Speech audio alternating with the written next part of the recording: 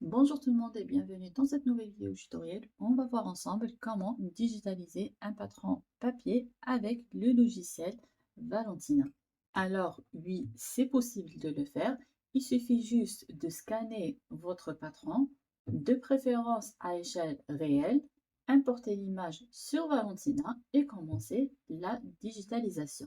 Mais avant ça, bien sûr, il faut prendre en compte quelques petits détails à respecter pour avoir un patron aux bonnes dimensions. Avant de commencer la digitalisation, je vous recommande de tracer tout d'abord soit un carré d'échelle, par exemple de 5 cm sur 5. C'est exactement le même principe qu'avec les patrons au format PDF. Ou bien avoir au moins la longueur de l'un des segments sur votre patron comme référence qu'on va utiliser par la suite pour bien calibrer notre patron et le mettre à la bonne échelle. Je commence ici. Ici, j'ai déjà lancé le logiciel Valentina. Et là, la première chose à faire, c'est d'aller ici vers l'onglet Fenêtre et cocher Image en arrière-plan. De cette façon, vous allez avoir cette petite fenêtre qui va apparaître. Si cette fenêtre est flottante, il suffit juste de la glisser pour la fixer ici sur la droite. Ensuite, on va créer un nouveau fichier. Donc là, je vais vers Nouveau.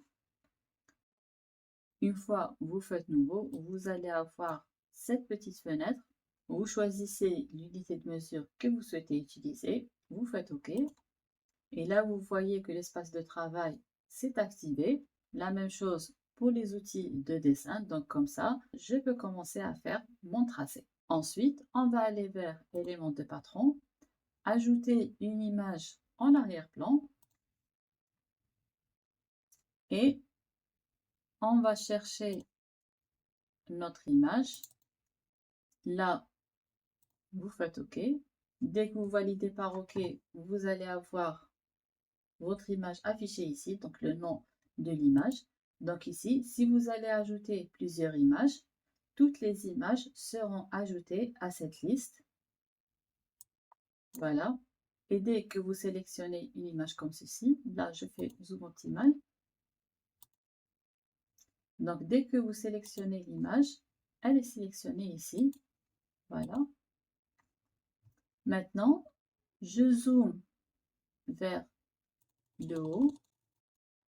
Alors ici, quand vous voyez sur cette image, j'ai un carré d'échelle de 5 cm sur 5 que je vais utiliser comme référence pour bien mettre mon patron à la bonne échelle. Je désélectionne l'image. Maintenant, je reviens vers ce premier point A qui a été généré quand j'ai créé un nouveau fichier et je vais tracer un carré de 5 cm sur 5 pour pouvoir le superposer par la suite sur ce carré d'échelle qui est sur mon image. Donc là, je zoome un peu. Je commence à tracer mon carré d'échelle.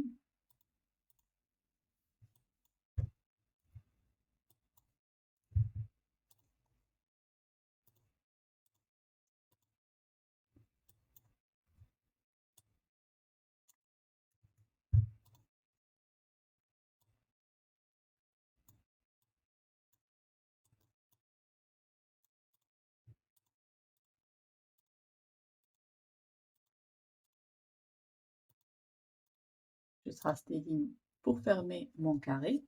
Maintenant, je dézoome un peu. Alors ici, pour mon patron, il était déjà à l'échelle 100%. Donc, il était déjà à l'échelle. D'ailleurs, c'est l'un de mes patrons PDF que j'ai enregistré au format PNG. Donc, en principe, il a bien gardé ses dimensions. On va vérifier de toute façon. Mais sinon, si lors du scan, l'échelle n'a pas été respectée, ce n'est pas grave. L'essentiel, c'est que ça soit proportionné, c'est tout. Sinon, pour ajuster l'échelle, vous sélectionnez votre image. Alors ici, puisque l'image elle est trop grande, je n'arrive pas à la sélectionner directement, donc je vais la sélectionner à partir du nom de l'image ici. Ensuite, vous allez vers l'onglet échelle ici dans transformation et vous modifiez l'échelle, que ce soit pour l'agrandir ou bien réduire votre image. Et là, vous avez plusieurs options. Donc, vous choisissez celle qui vous convient le mieux selon le cas dans lequel vous êtes. Maintenant, pour ma part, je ne vais pas toucher à l'échelle. Je vais tout d'abord commencer à déplacer l'image de sorte à superposer ces deux carrés d'échelle. Donc celui de l'image avec celui que je viens de tracer. Là aussi, je sélectionne l'image, je la déplace vers le bas. Voilà, donc comme ça, l'image sera toujours par-dessous mon tracé. Ce qui fait que le carré que je viens de tracer ici sera par-dessus mon image. Je déplace maintenant l'image. Et là, si vous n'arrivez pas à la déplacer avec la souris, donc juste en la glissant, alors ici, moi, mon image, elle est trop grande. Donc, c'est un peu difficile de la déplacer comme ça. Et donc, je vais la déplacer en utilisant l'onglet déplacer. Pour le déplacement avec cette option-là, il faut savoir que le déplacement positif est vers la droite et vers le bas. Donc là, si vous souhaitez déplacer votre image vers la droite, vous donnez une valeur positive ici. Et si vous souhaitez déplacer l'image vers le bas, vous donnez une valeur positive ici. Par contre, si vous souhaitez déplacer votre image vers la gauche ou bien vers le haut, dans ce cas-là, vous devez donner des valeurs négatives. Maintenant, ici, moi, je vais donner centimètres et je commence à déplacer ma pièce. Alors, horizontalement, je vais déplacer de 1 cm pour le moment, comme ceci. Et à chaque fois que vous souhaitez déplacer avec les valeurs données ici, vous devez faire appliquer. Là, je sélectionne tout d'abord l'image, sinon ça ne marche pas. Voilà. Je reviens ici de 1 mm. Voilà. Ensuite, pour le déplacement horizontal, je mets 0. Et pour le déplacement vertical, je vais directement mettre mon 5. Voilà. Ensuite, je vais mettre moins 1.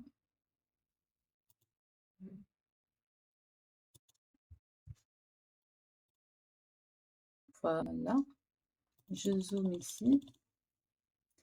Et là, je vois que mon image est légèrement plus grande que mon carré.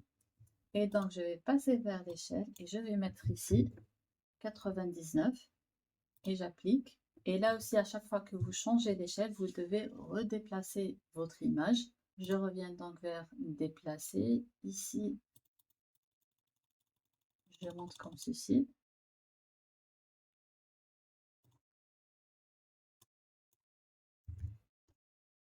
Là, j'ai mis 98%.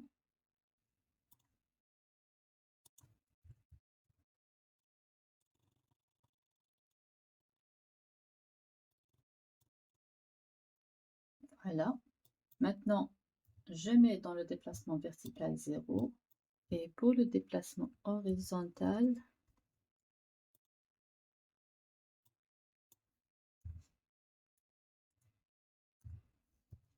je mets moins 0,1.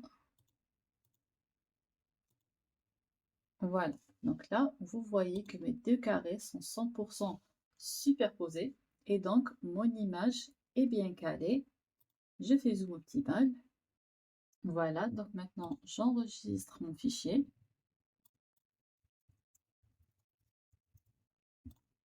Enregistrer.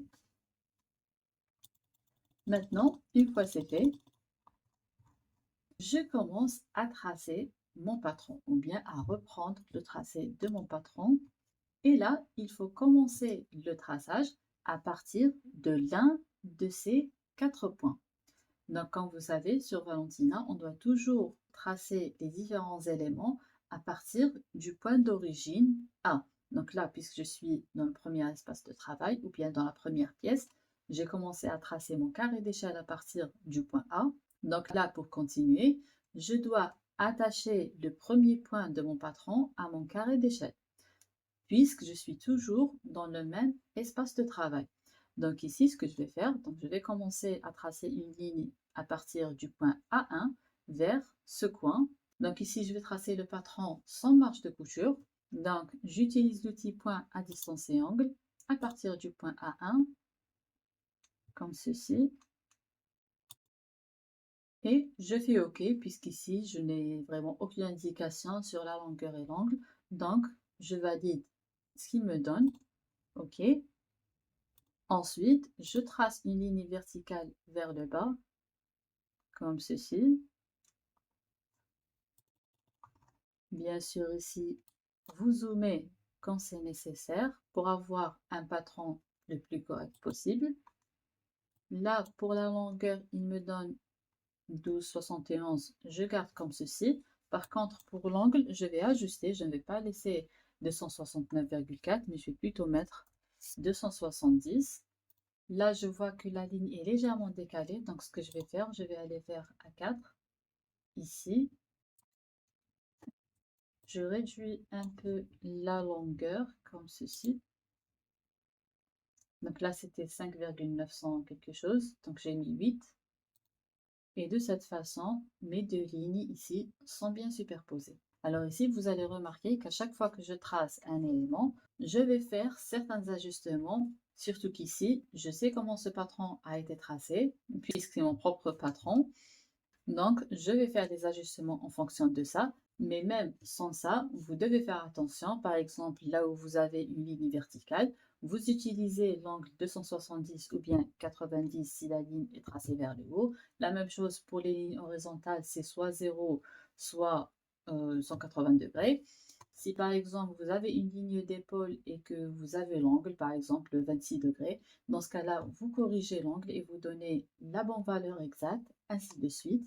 Donc si vous avez des références comme ça, il faut les utiliser pour avoir un patron le plus correct possible. Je dézoome un peu. Maintenant, je trace une ligne à partir du point A4 vers le point d'encolure et je valide. Et là aussi, je vous recommande d'utiliser les couleurs. Par exemple ici, je ne vais pas laisser cette ligne A4 assise en noir. Donc je vais la mettre par exemple en bleu.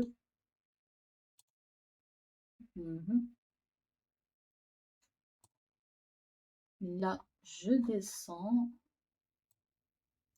Je resélectionne l'image et je la fais descendre en bas. Malgré ça, la ligne, elle n'est pas très claire. Voilà, donc il faut utiliser une couleur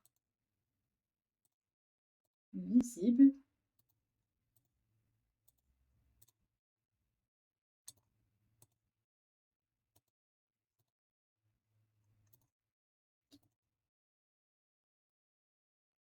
Je remets ce vert. Je fais la même chose pour le point A5. Là aussi, avant de continuer, je vais aller vers Fichier, Préférences. Et là, je vais vers l'onglet Patron et j'augmente l'épaisseur de ligne. Donc, je vais mettre 2,5.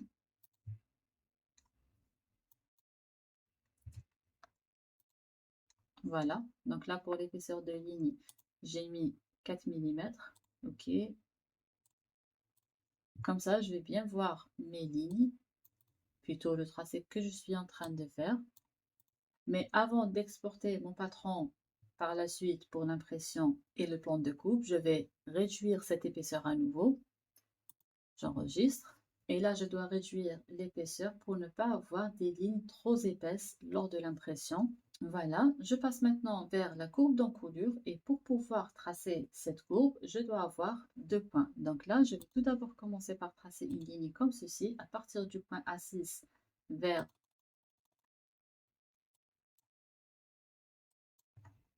ce point, comme ça.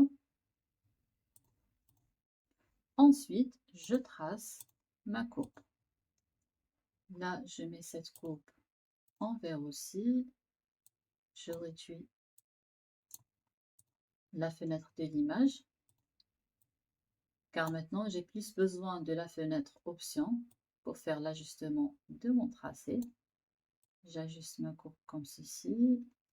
Là, par exemple, pour cette poignée, donc c'est le deuxième point de la courbe. Ici, je vais mettre 180 et non pas 183, comme ça. Voilà, j'enregistre.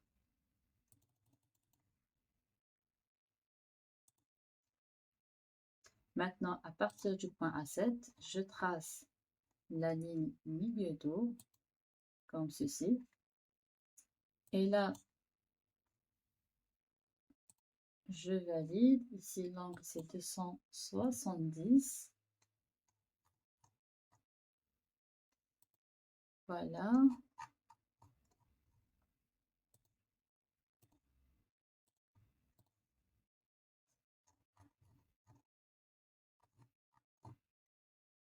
Maintenant, à partir du point A8, j'ai 47, 180. Là, je mets directement vers ici. Là, j'ai directement sélectionné la couleur ici, au lieu de le faire par la suite dans les options. OK. Là, je fais ça.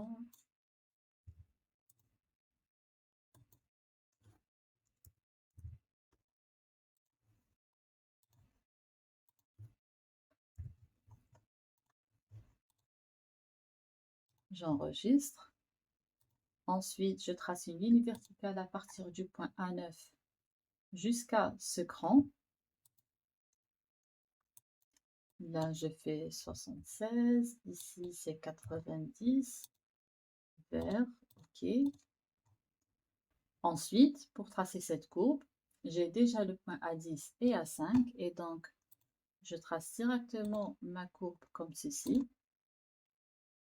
Et j'ajuste la forme. Ici, pour le deuxième angle, c'est 0, car c'est une ligne horizontale vers la droite.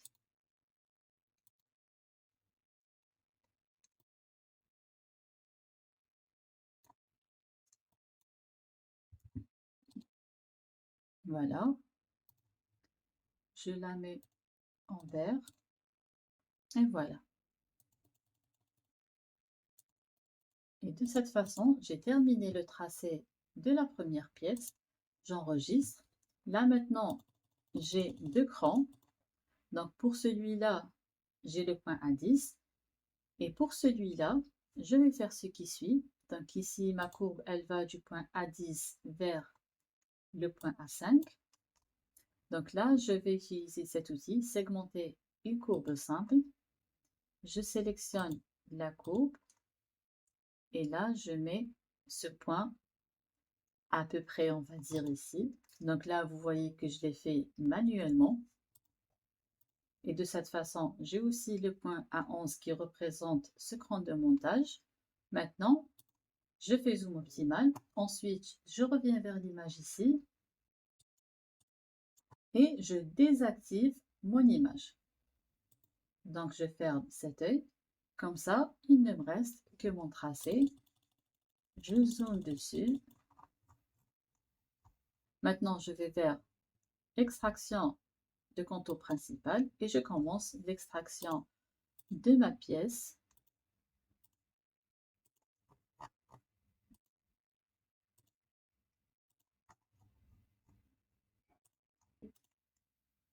Alors ici, si vous n'avez pas utilisé le logiciel avant, je vous recommande d'aller voir mes autres vidéos, donc celles qui ont été publiées avant celle-ci, qui sont toutes des vidéos d'initiation au logiciel. Donc, vous allez apprendre à comment faire un tracé de base, comment faire l'extraction des pièces, ajouter les différentes informations jusqu'à l'impression. Donc ici, le but de cette vidéo, c'est juste de vous montrer comment faire la digitalisation et quels sont les points à prendre en considération pour avoir un patron le plus correct possible.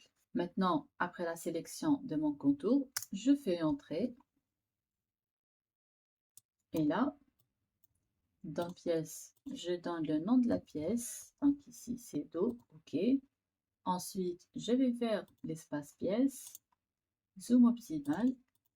Alors ici, j'ai A7 et A8 qui représentent mon pli tissu. Donc ici, je mets A7, A8. Je désactive l'option afficher à la pièce dépliée. J'applique. Ensuite, je vais vers les marges de couture. J'active mes marges. Puis, entre les points A8 et A9 qui représentent la ligne de mon ourlet, je mets 2 cm. Donc, pour A8, j'ai 2 cm après le point.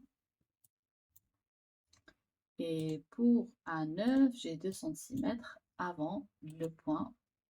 Et j'applique. Donc, voilà, j'ai 2 cm en bas. Et j'ai un pli tissu le long de la ligne A8, A7. 1 cm sur tout le reste. Pour ce point, c'est un cran d'assemblage avec un trait. Et ici, c'est un cran d'assemblage avec en forme de T. Et là, en principe, cette ligne, elle représente la ligne de taille et celle-ci, elle représente la ligne de bassin, si je me rappelle bien. Enregistré. Et voilà ma pièce. Maintenant, je reviens vers les options de la pièce. J'ajoute mon droit fil. Pour l'étiquette, bon, ici, je vais juste donner le nom de la pièce. Et j'ajoute la quantité. Voilà, pour la quantité ici, je fais une parenthèse, X, et je ferme la parenthèse pour avoir ce résultat. OK. Je vais ensuite vers l'onglet étiquette. Ici, je mets 36. Pour la largeur, je laisse 10 et ici, je mets 4.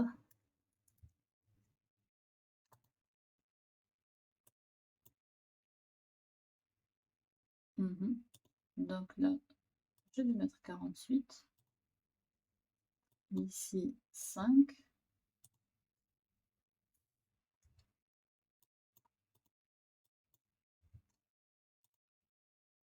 Voilà.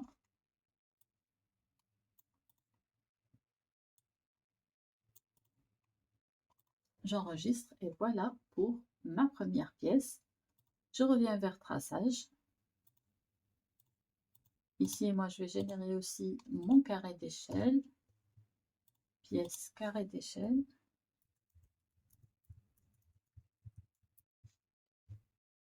OK. Le voilà. Maintenant, je réactive l'image. Je descends en bas. Je trace aussi la pièce devant en commençant à partir du point A8 ou bien A9 en créant une ligne d'attache comme on a fait ici entre A1 et A4. Et on va faire le reste du tracé. Moi, je m'arrête ici. Je ne vais pas faire la suite car je n'en ai pas besoin. Mais voilà, vous avez vu que c'est possible. Donc là, pour la digitalisation, le premier point à retenir, c'est qu'il faut avoir une image. Essayez d'avoir une image à l'échelle. Donc, lors du scan, demandez à ce que ça soit fait à échelle réelle. Donc, cela va vous permettre d'avoir une image claire, car si l'image est trop petite, quand vous allez changer l'échelle ici, surtout quand vous allez l'agrandir, le tracé ne sera pas très clair et vous risquez vraiment d'avoir un tracé pas très cohérent. Donc là, plus l'image s'approche de l'échelle réelle, mieux c'est. Une fois que vous avez votre image, vous ouvrez un nouveau fichier Valentina, vous ajoutez votre image. Une fois votre image est ajoutée, vous avez cette fenêtre qui s'active. Ensuite, vous allez tracer votre élément de référence que vous allez utiliser pour bien caler votre image. Quand par exemple, moi ici, j'ai mon carré d'échelle et donc j'ai commencé par tracer un carré de 5 cm sur 5, puis j'ai superposé le carré de l'image sur le carré que je viens de tracer. Et avant de faire ça, il faut sélectionner votre image et la faire descendre en bas, donc pour qu'elle soit en arrière-plan et que le tracé soit par-dessus. Si lors du tracé, vos éléments ne sont pas visibles ou que vous avez du mal à bien les prévisualiser, dans ce cas-là, augmentez l'épaisseur des lignes dans les préférences du logiciel, donc fichier préférences, épaisseur de ligne, et vous augmentez l'épaisseur de la ligne. Ensuite, vous créez une ligne d'attache entre votre élément de référence vers l'un des coins de votre patron et vous commencez à tracer. Ici, l'élément de référence peut être une longueur. Par exemple, si j'avais cette longueur, donc de ce point vers celui-là, donc ici c'est 12,7. Mais par exemple, si je l'ai mesuré et que je savais que c'était 12,7, j'aurais directement tracé une ligne verticale de 12,7 cm et j'aurais déplacé mon patron de sorte à ce que ces deux segments se superposent. Puis, j'aurais directement continué mon tracé à partir de cette ligne. Donc là, ça dépend vraiment de quel est votre élément de référence utilisé. Ça peut même être par exemple une poche qui se trouve à l'intérieur de votre vêtement, ainsi de suite. Là aussi, si la ligne est inclinée ou bien si votre élément de référence est incliné, vous allez pouvoir faire la rotation de votre image. Donc là, vous sélectionnez l'image. Ici, vous allez dans rotation. Moi, j'enregistre avant. Et là, vous donnez votre angle de rotation. Si je donne par exemple 5 degrés, vous allez faire la rotation vers la droite ou bien vers la gauche. Donc ici, c'est la flèche gauche qui est sélectionnée. Donc quand je vais appliquer, il m'a pivoté la pièce vers la gauche. Si je fais vers la droite et je fais appliquer, il a pivoté à nouveau vers la droite, ainsi de suite. Donc là, c'est possible de faire la rotation, d'ajuster l'échelle si c'est nécessaire et de faire un déplacement horizontal ou bien vertical, en même temps ou bien séparément, en choisissant bien sûr l'unité à utiliser. Et là, c'est pour définir la position de l'image par rapport au tracé. Si vous ajoutez plusieurs images, dans ce cas-là, la liste des images ajoutées sera affichée ici. Une fois que vous terminez votre tracé, vous désactivez l'image et vous créez votre pièce, puis vous ajoutez toutes les infos nécessaires. Ensuite, vous exportez votre pièce vers Puzzle pour le plan de coupe et l'impression. Et de cette façon, on a terminé avec ce tutoriel. Si ça vous intéresse de faire la digitalisation d'un patron au format A4, dites-le moi, comme ça je vais prendre le temps de le faire, sinon ce n'est pas la peine. Et là, il s'agit d'avoir par exemple un patron A2 qu'on va diviser en plusieurs parties A4, les scanner une à une, puis faire l'assemblage. Et là, bien sûr, je parle du scan avec une imprimante au format A4 et non pas un traceur grand format. Donc, dites-moi si ça vous intéresse. Je vais vous faire un tuto sur ça. Donc, j'attends vos retours et on se retrouve dans un prochain tutoriel.